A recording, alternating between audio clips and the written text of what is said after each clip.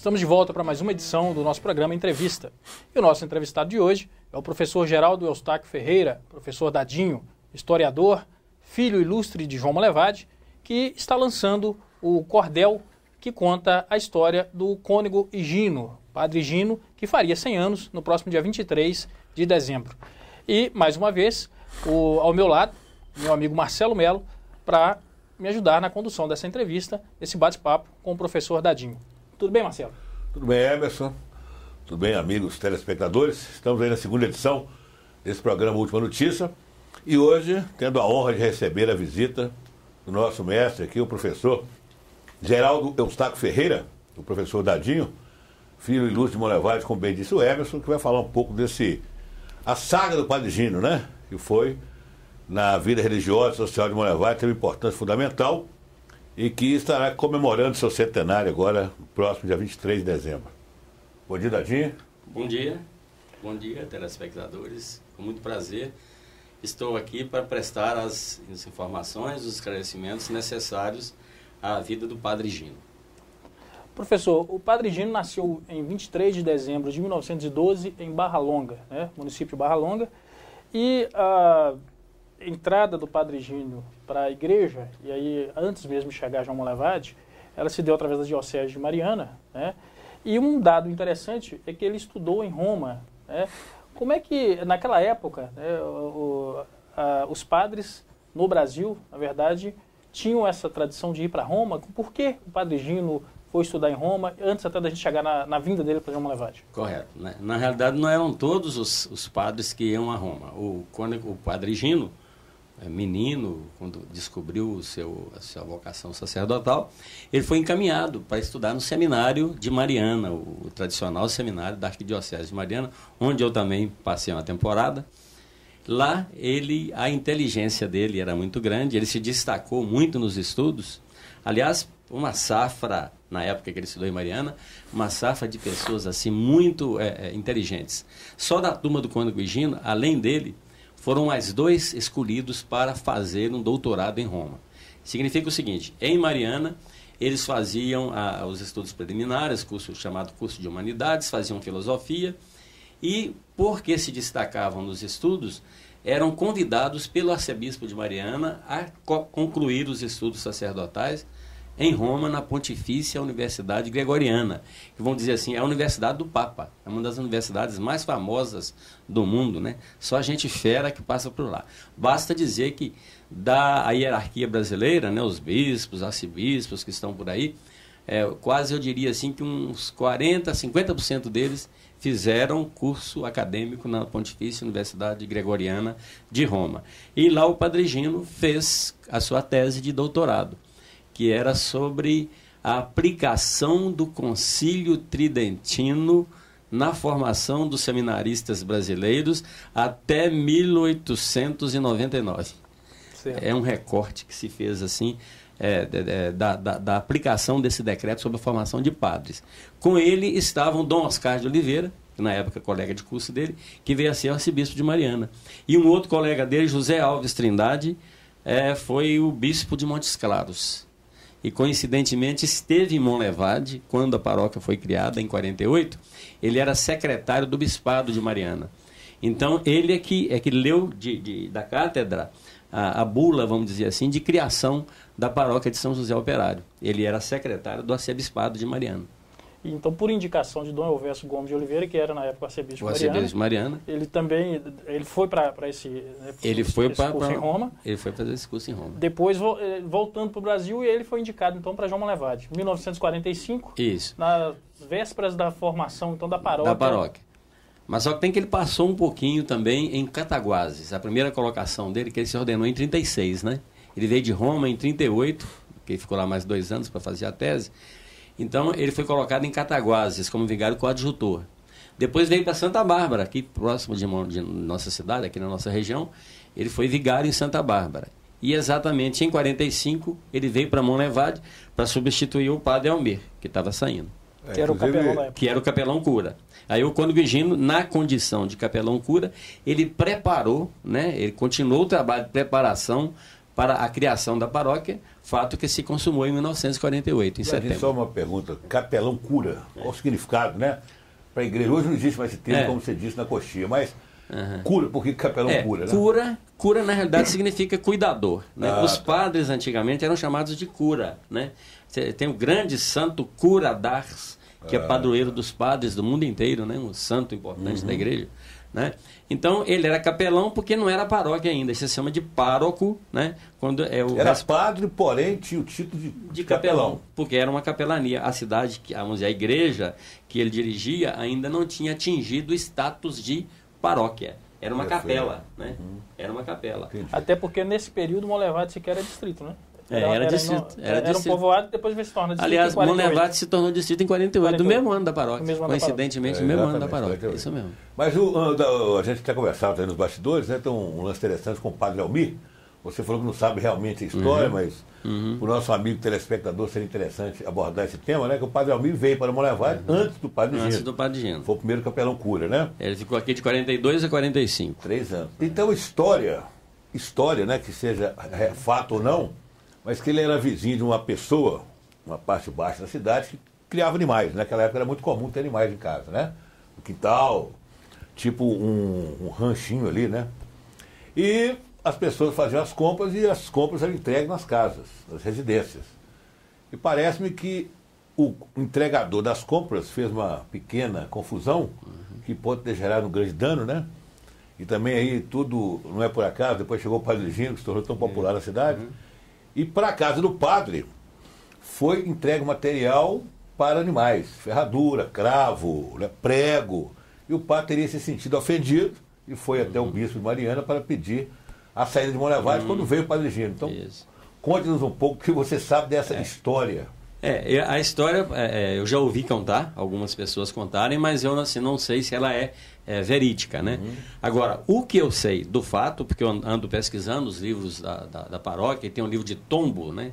Que é o livro onde o vigário registra os acontecimentos da paróquia. Então, lá no livro de tombos, a última manifestação escrita do Padre Almir no livro de tombos, a gente vê que é em tom melancólico e de desapontamento. Ele faz uma despedida, se considera uma pessoa assim, incompreendida, tanto que ele cita o trecho do Evangelho em que Jesus Cristo fala que se uma cidade não receber o seu serviço, o seu serviço, sacode, né, o pó da sua sandália contra aquela cidade e vai embora, né? Então ele cita essa passagem do Evangelho lá, o que dá a entender que saiu daqui muito magoado. É um ponto para a gente pesquisar historicamente, verificar se foi esse fato ou se esse fato é só um pretexto para explicar talvez um desentendimento maior que ele tenha tido, podia ser até com as autoridades da época, vamos dizer. O padre recebeu uma ferradura em casa e falou, esses caras estão sacaneando, né? Exato. Então é uma coisa para a gente pesquisar, né? E eu não sei quais são os arquivos que a gente dispõe ainda, arquivos humanos, né? Porque o 48 já se passaram. O Padre Almir faleceu antes ou depois do Padre Gino? O Padre Almir faleceu, parece que em 2002, mais ou menos, depois. Ele faleceu em São João del Rei, ele era morreu como monsenhor, era Monsenhor Almir Aquino, né? Lá da diocese de São João del Rei. Uma história interessante também, na verdade, não é um fato, uma passagem interessante, a escolha do nome do São José como é que te diz? A referência da paróquia? Não, padroeiro da paróquia. Patrono da paróquia. Isso, o patrono da paróquia. Ela também foi feita pelo Padre Gino, que na época poderia escolher entre três santos, né? Santa Bárbara, Santo Eloy e São José. E a escolha se deu em função da homenagem aos trabalhadores, aos operários da cidade. O Padre Gino pensou que, uma vez que é uma cidade operária, e São José era operário, né? O patrono, inclusive, dos operários, ele escolheu São José.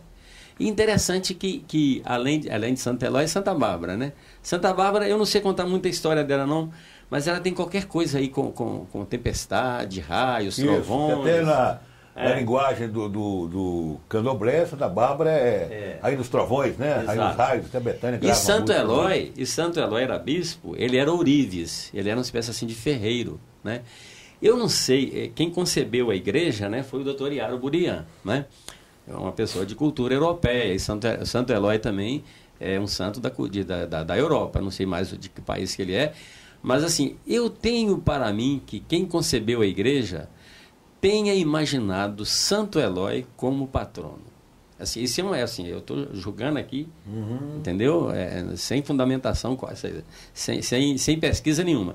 A impressão que eu tenho é que eles tinham interesse que fosse Santo Eloy. Inclusive tem aquela imagem de Santo Eloy. Exatamente. Está acabando de subir a escada, né? Isso. E se você observar o padrão de construção, de escultura daquela imagem de Santo Eloy, é o mesmo da imagem de São José Operário, que hoje, né, ela está lá atrás da igreja, está guardada lá atrás da igreja. Ela ficava no altar-mor. E tipo assim, parece que o escultor é o mesmo. E às vezes eu penso assim, talvez eles quisessem colocar o Santo Eloy no altar-mor e o São José Operário cá no frontispício da igreja. Como o Padre Gino preferiu o São José como patrono, então na última hora deve ter havido um ajuste. Jogaram o Santo Eloy na entrada e o São José ficou como patrono. Você até relatou um fato, esse é um jornal notícia, o jornal Morro do Gel, uma matéria que você fez interessante sobre um santo que tinha. Você era menino, via aquele santo meio feio lá. Não, é o São José mesmo. É o São José mesmo, que era muito feio. Cara, né? fechada pra danar. A gente, menino, ia à igreja, olhava aquele santo lá assim, a gente não ousava nem conversar dentro da igreja, porque tinha até medo dele, né? Realmente não era uma imagem muito convidativa, simpática, muito simpática, não. Hoje o São José, que o Cônego Gino mandou talhar em madeira, né, que está lá hoje, é muito mais, uma imagem linda, maravilhosa. A coincidência da vinda do Cônego Gino, né, com a transformação de Monlevade em distrito, e logo depois a formação da Comissão de Emancipação, alguns anos depois, e depois até a Emancipação 64, o Padre Gino era comum naquela época, e o Padre Gino teve alguma participação política nessa emancipação também, ou não?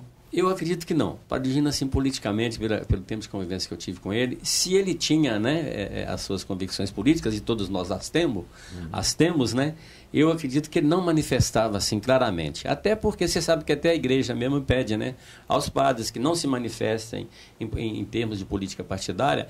E o Padre Gino não era o tipo, por exemplo, de padre que participasse assim de campanha política, não. Diferentemente do Padre João, por exemplo, que, né, confessadamente, né, político, né, filiado a um partido e tudo. O Padre João, que eu falo, o Padre João de Carreirinhos, né, o Padre João Batista Gomes Neto. Participação importante da emancipação. Na comissão de emancipação, exatamente. Agora, o Padre Gino não. O Padre Gino, eu acredito que talvez tenha sido coincidência. Criou-se a paróquia em setembro de 48. Certamente já estava em andamento alguma providência para a criação do distrito, que a criação do distrito ocorreu em 27 de dezembro do mesmo ano, né? Bom, Monlevade, de 48 a 64, né, que foi a emancipação, não é isso? 64? 64. De 48 a 64, passaram-se aí 16 anos, né? E foi o tempo de ouro, né, de Monlevade, né? A usina, a empresa base do município, da economia do município, ela cresceu bastante, se desenvolveu muito. Então, coincidentemente, o Padre Gino foi o vigário nesse período, né? Mas não tem, assim, na comissão de emancipação, nenhuma influência, nenhuma, certamente. O Dadinho, mas aproveitando a deixa do Emerson, mas o Padre Gino tinha aquele respeitabilidade que o padre na época tinha, né? Na época o padre só andava de batina, né? E todo lugar que o padre era, a pessoa pegava sua mão, beijava, né, a mão. Então, qual a participação social e até cultural, na sua concepção, que acompanhou? Depois nós vamos falar do seu caso também como ex-seminarista, como o Padre Gorado, né? E você teve essa vivência, aquele texto interessante sobre o Padre Gorado. E então, como é que você viu o Padre Gino, a participação dele na comunidade, socialmente, culturalmente? Não, o Padre Gino era uma pessoa extremamente culta e preocupada com a cultura do povo. Ele era aquele pastor que conhecia, vamos dizer, as necessidades de suas ovelhas, de seu rebanho. Então, ele estava aqui dentro de Monlevade, uma cidade tipicamente operária, em que o acesso à cultura e à instrução era pequeno demais. As pessoas, até 1954, as pessoas só tinham acesso à formação primária. Os meninos que terminavam o curso primário tinham que ir para outras cidades, né? Ou para Mariana, ou para Belo Horizonte, ou para o Colégio Dom Elvésio, Ponte Nova, ou para Cachoeira de Campo, onde tinha o Colégio Dom Bosco. Quer dizer, a cultura, a formação parava ali na 4ª série primária.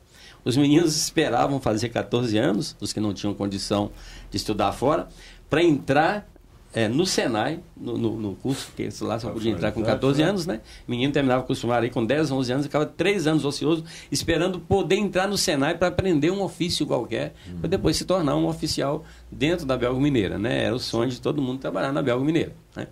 Então, o que o Padre Gino viu? Ele sentiu que o pessoal precisava de cultura. Então, ele trabalhou esse lado como? Primeiro, na casa paroquial, acho que pouca gente se lembra disso. Ele criou uma rádio transmissora, eu acho que era clandestina. Isso na década de 50. Na década de 50. Era rádio pirata, já fazia. Na década funcionava, os aparelhos retransmissores funcionavam numa sala da casa paroquial. E aí ele tinha assim, um gosto musical muito variado, apurado. Então, constantemente, aquilo rodava a música o dia inteiro. E ele também se dirigia ao povo, né? Em conferências, passando informações. O povo tinha um radinho em casa, né? Ouvia. E quem não ouvia pelo rádio, havia um alto-falante na porta da igreja que reproduzia, vamos dizer... Você chegou a trabalhar com essa rádio? Assim, não, trabalhar não. Eu até conto aí no cordel que até eu verso que eu faço é esse. Até eu virei artista naquela rádio, a revista. Né? Por que eu virei artista? Porque tinha um programa chamado Programa do Guri, programa de auditório, né? Que ele punha os meninos lá para ao som do violão, tocar, ou dançar, ou cantar alguma coisa. E a minha irmã, eu tinha uma irmã mais velha, ela morreu, eu tinha 13 anos, né? Eu tinha uma irmã mais velha que estava se preparando para cantar nesse programa. E ela cantava uma música assim, sabe? Eu sou menina... muito ladina, e aí por aí afora, tudo no feminino. E eu ia sempre no ensaio. Na hora da minha irmã se apresentar, ela amarelou, né? Ficou assim... Em pânico, com aquela parafernália, microfone na frente dela, começou a chorar. Aí eu disse, não, deixa que eu canto no lugar dela. E fui lá eu sou menina. Cantei, eu tinha uns 7 anos, né? A partir daí, todo o programa... A partir daí, todo o programa eu estava lá cantando uma coisa, né? Legal. E nas festas de curso primário na escola, tinha aquela programação, né? Aí no final tinha assim, número livre. Aí disse que eu olhava assim para um lado, para o outro, né? Eu levantava e ia lá, né? Daqui a pouco anunciava, livre de novo. Eu olhava, saía de novo. Você não podia ver o tamborete que eu subia. Legal. Agora, dessa rádio, foi daí que originou o trabalho do Ginásio Monlevade? Eu acredito que sim. Eu acho que foi trabalhando nessa rádio, acho que um processo de conscientização que o Padre Gino fazia, né? E Padre Gino tentou furar um pouquinho o bloqueio. Nossa, eu estou falando um negócio aqui que eu nem tenho condição assim. A impressão que eu tenho é que Abel Gumineira, no começo, era um pouco reticente com relação à criação do colégio. Tem um texto de Tim de Souza, que ele fala sobre o Padre Gino, Newton. Né? Newton de Souza. Ele fala assim que o Padre Gino conseguiu, as palavras são dele, conseguiu furar, como é que é? Conseguiu furar, bloquear o feudo local, ele chama Abel Gumineira de feudo, né? O feudo local, a posição do feudo local contra a educação. Né? A educação novidade para mim. E com isso, eu não sei se o Dr. Luizente teve uma participação forte nisso, porque o Dr. Luizente morreu em 53. Em 54, assumiu a superintendência o Dr. Alberto Charlet. E foi com o Alberto Charlet que o Padre Gino conseguiu implantar o ginásio. Aí ele criou, então é aquele negócio, é o lado religioso dele, né? Fez com que ele conhecesse as necessidades do povo. Então ele achou que o povo precisava de uma educação mais avançada, né? Então ele trabalhou nesse sentido. Ele tinha o sistema diocesano de ensino, ele criou então um ginásio, por assim dizer, assim, paroquiano, né? Sob a superintendência técnica do arcebispo do sistema diocesano de ensino, né? Do sistema arquidiocesano de ensino da Diocese de Mariana, e sob a mantença, né? A manutenção da Abel Gumineira, que a Abel Gumineira foi uma parceira extraordinária, porque ela possibilitou a criação, a adaptação de prédio para funcionar a escola, o ginásio, e mais ainda, parece-me que os funcionários do ginásio inicial eram funcionários da Abel Gumineira, porque a Abel Gumineira é que mantinha o ginásio Monlevade. Depois, né, depois da emancipação, lá pelos anos 60, creio que em 65, esse ginásio Monlevade, que a essa altura se transferiu para a Praça do Cinema, aquela praça onde tinha o Cine Monlevade, onde estão hoje os escritórios da Abel. O primeiro foi o antigo ginásio Colégio de Tábua, né? O Colégio de Tábua, lá atrás. Era na realidade um salão de cinema, O Cinema Velho. Se transformou em escola. A gente chamava de Cinema Velho, virou sede da Associação dos Marianos, e depois virou Ginásio Monlevade, e depois virou Grupo Escolar Monlevade. Houve uma troca. O grupo onde funcionou o Colégio Estadual... Ali é Carijosa, ali é Carijosa. Carijosa. Né? Onde funcionava o Colégio Estadual, onde funcionava o Grupo Escolar Central, o colégio, o Ginásio Monlevade se transferiu para lá. Porque aí ele passou a ser estadual, precisava de mais salas, né? E naquela época já havia muitos grupos escolares na cidade, o grupo escolar central já não tinha tanto aluno. Então ele pôde ocupar as antigas instalações do ginásio Monlevade. E no ginásio Tábua, por quanto tempo funcionou lá o ginásio Monlevade? No colégio de 55 a 65. Então 65 passou para a Praça do Cinema. Passou para a Praça do Cinema, exatamente. Virou colégio estadual, né? Essa relação do Cônigo Higino com a educação, ela veio se consolidando a partir ao longo do tempo com a presença dele. Tem uma passagem que ele chegou, inclusive, a ser, durante 2 meses, diretor do Centro Educacional, a convite do ex-prefeito Antônio Gonçalves, não é isso? Foi a convite do Dr. Lúcio Flávio. Lúcio Flávio, né? Desculpa. Porque é o seguinte, o Padre Higino, ele foi diretor do Colégio Estadual até 1971. O Centro Educacional começou em 72, né? O Padre Higino foi diretor do estadual até 71. Aí ele se aposentou, tempo de contribuição, né, que ele era funcionário do Estado e tinha direito, e se aposentou, entregou a direção da escola para o professor Vicente Soares, né? E ficou assim por conta só do trabalho paroquial, né? Embora ele não tenha deixado a área de educação, porque mesmo tendo deixado a direção da escola, ele assumiu a cadeira de filosofia da educação na escola, né? E trabalhou ali uns 2 ou 3 anos ainda como professor de filosofia da educação. Em 75, né, o Centro Educacional estava passando por uma crise assim, na sua gestão. Tem sempre diretor naquela época era nomeado, os diretores que estavam lá tinham sido nomeados no mandato anterior. Então o Dr. Lúcio os aceitou, porque o Dr. Lúcio ele tinha uma cabeça um pouco diferente, ele achou que os professores e diretores que estavam lá eram bons, não tinha sentido mudá-los. Mas parece que depois houve uma incompatibilidade, e eu sei que a primeira diretora, que Antônio Gonçalves nomeou, logo que o Dr. Lúcio assumiu, ela saiu. A vice assumiu, a professora Maria Irene Ruminski, e depois que a professora Maria Irene Ruminski saiu, né, foi que o Dr. Lúcio convidou o Padre Higino para ser diretor da escola. Isso já foi em 75. O Dr. Lúcio governou 73, 74, 75 e 76. Em 75, no início de 75, mais exatamente, em maio de 75, o Dr. Lúcio convidou o Cônigo Higino para dirigir o Centro Educacional. Já assim, eu preciso de resolver o problema do Centro Educacional. Então, vou chamar uma pessoa que não vai ter problema com ninguém, é plenamente aceita por todo mundo. Mas, infelizmente, né, Deus escreveu por outras linhas, diferentes das que nós humanos traçamos. O Cônigo Higino ficou apenas 2 meses na direção da escola, porque maio, né, e no final de junho, ele teve um problema de saúde, não sei se foi um AVC que ele teve, um tumor no cérebro, sei lá, uma coisa assim que ele ficou assim, totalmente incompatível para o trabalho. Então,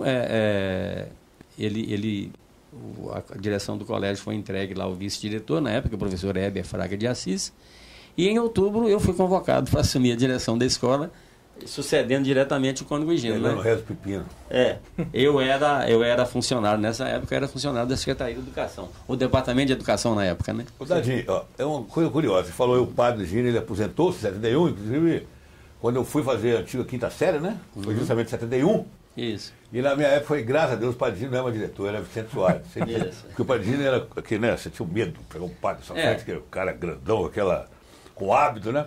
O padre... Mas eu fiquei só logo depois, foi inaugurado o Polivalente, você fez o Polivalente. Você foi transferido para lá. Mas voltando à questão do aposentado, né? Que os padres de hoje não me levem a mal, mas o exemplo também, conterrando o Padre Higino, o Padre Delbrano, outro saudoso, que na época chegou a vice-diretor do Senai, diretor do Senai, como o Padre Higino chegou diretor do ginásio Monlevade do colégio, porque os padres na época tinham ocupação, davam aulas, eram professores, a lei da paróquia, né?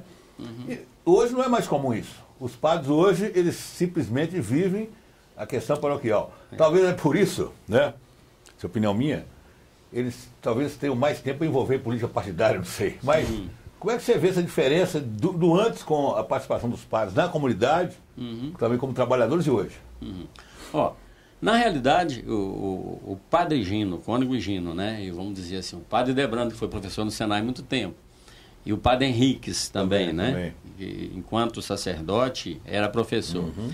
Eu acredito que eles entravam na área de educação, principalmente, como mão de obra disponível, né? Veja bem, na década de 50, de 60, era muito difícil você encontrar um professor formado, né, em faculdade, sobretudo no interior, né? Sem falar, evidentemente, daqueles padres que estudaram, terminaram o curso e foram até se aperfeiçoar como professores, porque às vezes eram membros de uma congregação religiosa que tinha uma escola, né, em sua responsabilidade, né? Uhum. E eles foram feitos para ser professores mesmo, né? Agora, eu acredito que os padres entravam porque na cidade não dispunha de elementos capacitados para lecionar, para as várias disciplinas. Agora, por ocasião do concílio, né, já na década de 60, logo que o concílio se consolidou, houve vamos dizer assim, uma onda na igreja que o pessoal chamava de secularização e profissionalização. Então, houve uma tendência da igreja, ela não pegou, né? Achando assim, considerando que os padres, além de serem, vamos dizer assim, os profissionais do culto, né, os profissionais da religião, que talvez fosse interessante que os padres tivessem uma profissão secular, até para viverem mais os problemas do povo, né? Vamos dizer, um padre que é por exemplo, vamos imaginar que ele é padre, mas ele é médico, né? Ou então ele é padre, mas é advogado. O fato de exercer uma profissão civil, uma profissão secular, o colocaria mais próximo de suas ovelhas. Então houve uma onda na igreja, assim, né, de trabalhar no sentido dos padres se profissionalizarem. Mas é uma coisa que não pegou. Ou melhor, pegou em um aspecto. Na mesma ocasião, na década de 60, surgiram os famosos padres operários. Eles eram padres, eles não iam trabalhar em profissão civil que dependesse de conhecimento, não. Vocês já ouviram falar em Tilden Santiago, né? Líder do PT. Do PT, de Nova Era. De Nova Era, aqui de Nova Era. Foi ministro, foi representante brasileiro do Itamaraty em Cuba, né? no governo do Lula. Embaixador em Cuba. Embaixador em Cuba, exatamente. O Tilden é ex-aluno de Mariana. E chegou a ser ordenado? Chegou a ser ordenado, foi convidado para fazer curso em Roma, porque era uma inteligência privilegiada, uma inteligência brilhante. Fez o curso em Roma, se ordenou, só que ele não voltou para a Diocese de Mariana. Lá, talvez a cabeça dele se abriu até no contato com a Europa, né? Aí ele entrou para uma congregação de padres operários. Eles iam para a fábrica trabalhar no serviço pesado mesmo. Não é coisa que dependesse de cultura, de conhecimento, não. Era braçal mesmo. É braçal mesmo, para ficar no contato diuturno e direto com os operários e ser assim o líder, o guia espiritual deles, né? Hoje isso é um pouco, isso se mantém um pouco com os monfortinos, não? Às vezes a gente vê alguns italianos que vêm aqui, inclusive na paróquia, fazer trabalhos aí de... Há ainda essa tendência. É diferente, né? O padre, ele é profissional para ficar mesmo próximo do povo mesmo. Não mais naquela situação substitutiva, né? Sim. Como era o padre Gino aqui, porque não tinha pessoas cultas, né? O padre Gino, ele era diretor do colégio, dava aula de religião no ginásio Monlevade, dava aula de latim, né? O padre Henriques era o vigário coadjutor, ele era o secretário escolar, olha bem, era o secretário escolar, e era professor de português e professor de francês. O vigário coadjutor, assim, como diz o Marcelo no início, está traduzindo... Auxiliar. Vigário cooperador, vigário coadjutor, são termos diferentes, né? É o auxiliar do vigário do titular, né? O padre Gino era o titular e o padre Henriques era o auxiliar dele, né? Já chegando agora nos dias atuais, a questão da escola Cônego Gino, tem alguma relação direta ou é só uma homenagem mesmo? É uma homenagem, mas uma relação bastante direta, porque veja bem, o ginásio Monlevade, transferindo-se para a Praça do Cinema, virou o Colégio Estadual de João Monlevade. No final dos anos 80, a Belgo Mineira precisou do prédio, ela requisitou o prédio. Então o que aconteceu? Nós tínhamos uma escola estadual criada que não tinha prédio próprio, o prédio era da comunidade, era da Belgo Mineira, né? Então o que aconteceu? Entraram aí as negociações para que o Estado comprasse o colégio do professor Josué de Abreu, que era o Instituto Castro Alves, ali na Aclimação, né, onde funciona hoje a Cônego Gino. Então, o poder público estadual comprou na mão do Josué o prédio dele, porque o colégio dele... deu uma polêmica, passeata, porque o pessoal era contra a estadualização, né? Do colégio municipal. Isso é municipalização. A municipalização, né? Porque o colégio estadual funcionou no prédio do Josué como colégio estadual. Eu fui professor lá. Depois foi municipalizado. 88. O Cônigo Gino é municipal. Exatamente. Em 90... Na municipalização, no processo que houve uma no processo de... porque o pessoal falou que ia cair o nível, que ia municipalizar. Saiu muita história. Do Rio, né? Foi muito e hoje história, é uma das melhores escolas. Justamente. Então, o colégio, depois que se municipalizou, foi muito justo, né, até a homenagem, era natural que se escolhesse para patrono Cônego Higino de Freitas, de certa forma é o fundador do colégio. Né? E na verdade até houve uma inversão na história, um retorno, uma reaproximação das origens, né? Porque nasceu a partir de uma iniciativa do Cônego Higino na igreja, como algo da comunidade, depois estadualizou e depois voltou, municipalizou, reaproximando com o nome do Cônego Higino. Com o nome do Cônego Higino, que é uma personalidade municipal, né? Vamos dizer assim, né? Sim, sim. Uma personalidade Monlevade é uma cidade, nesse nível, eu acho a cidade até privilegiada, com as cabeças que chegaram aqui nos anos 40, nos anos 50, né? Desde a época luizense que veio aqui para acabar com a usina, né? E acabou acontecendo, que virou referência nacional. Exato. E ultrapassou Sabará, que foi referência para a construção da Volta Redonda e outras tantas, né? E aí vem o Cônigo Higino também, por um acaso, chegou em Monlevade, Padre Delbrano, Padre Henrique, que você também tem uma pequena desenho dele aqui, né? Você faz uma participação dele aqui no desenho do NEM. Vou falar do NEM depois também, que é uma pessoa muito interessante nesse livro. E então Monlevade, luizense, Padre Gino, Padre Delbrano, Padre Henrique, né? Você não, porque você é nascido aqui. Eu falo assim, as pessoas vêm de fora e contribuem tanto para Monlevade. Exato. A gente fala aquela cultura meio, entre aspas, né? Europeizado. Por quê? Naquela época, criança com 7 anos, 6 anos, ela tinha leite de graça, né? O leite balanceado, os filhos operados todos tinham aquela coisa, aquele paternalismo, a necessidade de alimentar. Pô, filho operado, você tinha leite de graça a casa, você tinha eletricista a casa para trocar sua lâmpada. Então, nós tivemos, por um lado, até prejudicou esse excesso de paternalismo, né? Eu acho que um pouquinho prejudicou, e você tem mais experiência do que eu para falar sobre isso, mas acho que o Monlevade teve um privilégio, né? Um pouco de usufruir dessa cultura europeia. Como é que você viu isso no seu tempo? Não, isso foi muito bom, assim, no sentido assim, cultural, informativo, formativo, foi muito legal. A gente, desde cedo, tem uma boa alimentação, a Belga Mineira tinha nutricionistas especializados para isso. A gente olha muito lá do paternalismo, né? Dá a impressão assim que a gente demorou muito a aprender a ser gente, né? Porque tinha gente que cuidava da gente para tudo, né? Eu acho que uma certa indolência do povo, de esperar todo mundo fazer as coisas por eles, isso deve ter sido assim a consequência pior disso aí. Mas nós tivemos muitas vantagens, porque a educação sendo mantida pela Belga Mineira, que tinha recurso, né, a gente tinha uma formação muito boa, inclusive formação artística. Eu lembro de menino, assim, no Cine Monlevade ali, havia espetáculos maravilhosos, né, de dança. A gente aprendeu a ter um certo desembaraço social. As festas eram programadas com muito carinho. E os operários não gastavam nada. Hoje, uma escola particular aí, quando pede um menino para comprar uma roupa de cetim diferente, os pais põem a mão na cabeça, porque é tudo caro, né? Então aquilo era tudo assim de graça, né? A família não gastava nada, né? A Belga Mineira mantinha a escola com tudo, né? A dona Luzia do cartório, né, foi diretora durante um certo tempo. As holandesas que vieram aqui para fazer um trabalho social e acabaram dando uma assessoria também para as artes na escola, sobretudo as artes musicais, né? A gente aprendia a cantar desde cedo, né? Aprendia a dançar e se apresentar. Mas eu acho interessante isso, que há muitas pessoas que vêm para ficar um tempo, né, como ciganos, né, como nômades.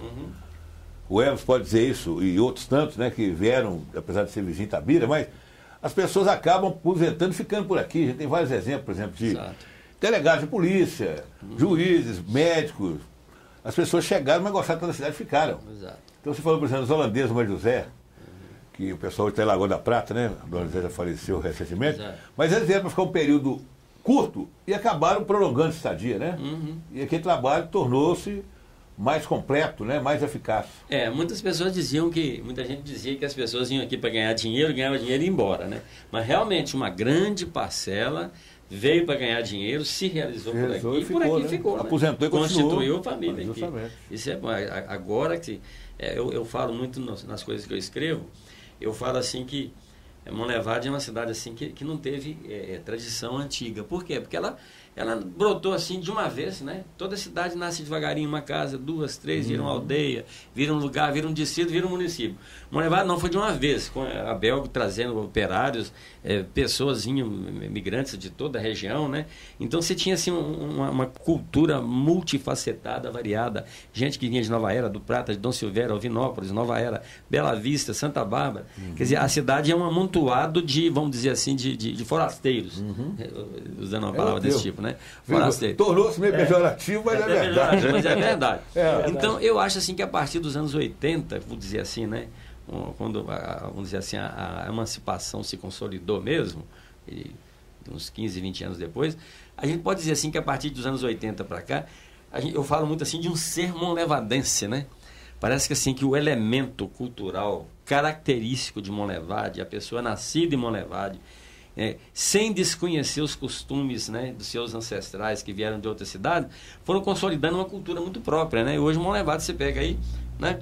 Ela é dirigida por pessoas monlevadenses, né? Em todos os campos, na Belgo Mineira, na indústria, no comércio, na religião. O Padre Marcos é nascido em Monlevade. O Padre Ricardo Caricati é nascido em Monlevade, né? O Gustavo Prandini só não nasceu em Monlevade porque o pai dele queria que ele nascesse em Pedro Leopoldo, a terra natal da família, né? Mas é monlevadense autêntico. Agora o prefeito eleito nascido em Monlevade. Quer dizer, a gente percebe que a partir dos anos 80, dos anos 90, quem assume as posições de comando na cidade, quem assume a liderança da cidade, é um monlevadense legítimo nascido aqui. É claro que ainda há lugar para aqueles especializados, pessoas importantes, pessoas cultas, pessoas formadas com formação técnica específica, que ainda encontram a sua maneira de viver aqui. E ninguém pode fechar também as portas para nenhuma pessoa que queira morar aqui. Claro. Mas a gente percebe que hoje a cidade já tem, assim, uma identidade própria, né?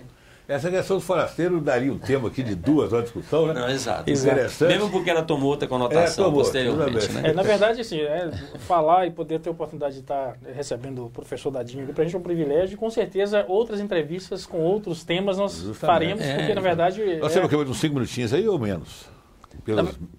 Menos um pouquinho. Porque até eu queria só, antes de completar, né? Primeiro parabenizar Dadinho. Muito obrigado. Pelo livro, que nasceu para comemorar o centenário. Dadinho pretende já lançar um outro livro que vai aparecer com essa paróquia, né? Já mostrar para as câmeras ali. Há mais tempo nós fizemos, por ocasião do 50º da paróquia de Nossa Senhora da Conceição, que não é a primeira paróquia da cidade, né? A paróquia de São José já tem mais de 60 anos, né? Nós fizemos essa obra. Eu até não assinei a capa, não, que eu achei que seria um absurdo, porque eu escrevi esse livro a muitas mãos, né? Eu sou uma espécie de relator, né?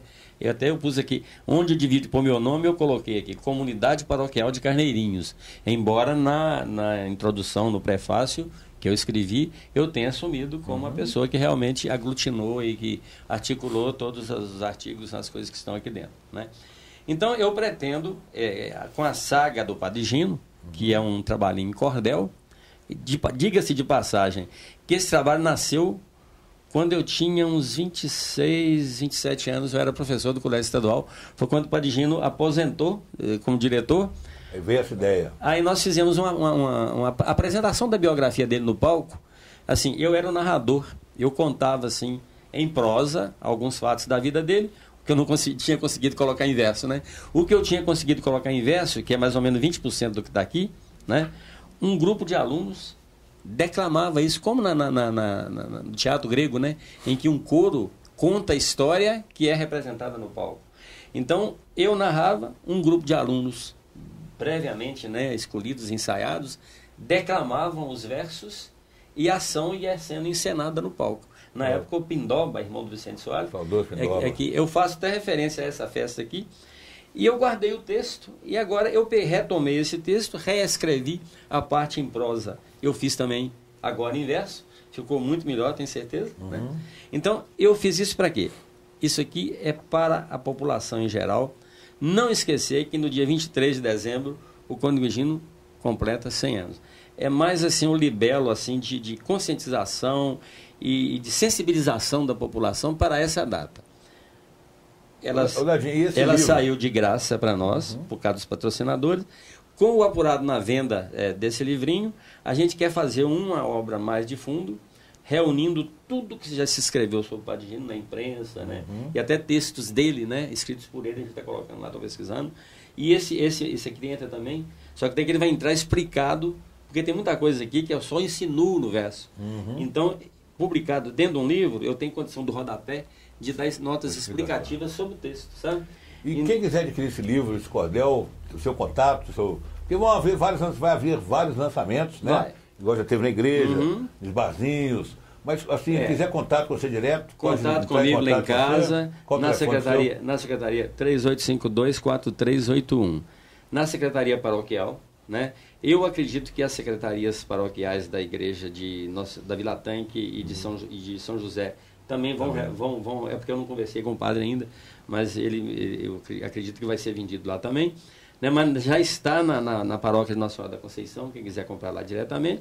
E no mais, eu tenho ido, né, onde me chamam, eu vou. O artista vai onde o povo está. O povo está. Então, eu estou pensando em fazer um lançamento na Praça 7, por exemplo. Talvez seja no dia 15 de dezembro. Dia 15 de dezembro é sábado. Isso mesmo. Eu estou pensando até em arranjar uma pessoa vestida de cônego, né? Raimundinho, você conhece Raimundinho? Assim, ele não vai falar, ele não vai ficar ofendido, meio palhaço, né, para essas coisas. A gente está pensando em fazer um auê, assim, na praça lá, que é a hora que a cidade está cheia, 15 de dezembro, né? Muita gente fora, véspera de Natal. Fazer um auêzinho lá e lá na praça... de arena, né? Na Praça do Povo, lá. Na Praça do Povo, a hora que a feira está efervescente, né? A gente está pensando assim, fazer um trabalho até desse tipo. E no mais, igual nós vamos lá no Empório, exatamente. Um ou outro barzinho que quiser me convidar, eu estou lá, estou indo. Então é isso aí. Vai agradecer o Dadinho e também parabenizar o NEM, né? Que é o Onésio Marcelo, que é o artista plástico Levade, grande escultor também, e tem uma história fantástica, tem um retratinho de pequenininho ao lado do Dadinho aqui, né? Dadinho fez o autor dos versos e NEM fez os desenhos. Então, muito obrigado, Dadinho, boa sorte. Encerramento com poema, isso aí. É isso aí. Professor Dadinho, muito obrigado pela presença do senhor aqui. Esperamos em outras oportunidades poder estar falando um pouco mais também de outros. Padre Gorado, que não vamos falar, vamos falar depois do Padre Gorado. Um dia eu volto aqui para falar do Padre Gorado, né? Isso, e de outros personagens também, né? Que o professor Dadinho tem um trabalho interessante, inclusive, né? De biografia, de historiador, né? Um trabalho feito, inclusive, no Morro do Gel, né? Com o Marcelo Melo, no site também. Né? E a história, né? O que a gente passou rapidamente aqui da história do Cônego Gino, também, né, lá no Morro do Gel, o endereço do site. www, né? Como diz a mulher, www, né? www.morrodogel.com.br. É isso aí. Gel com ó, viu, gente? Gel com ó. E depois um dia nós vamos contar a história do Morro do Gel também. Vamos, sim, com certeza. A gente, aí então... vamos chamar Dadinho, Chiquinho Baiano. Nossa mesa tem que ter 5 pessoas aqui dentro. Mas agradecemos, né, a sua companhia.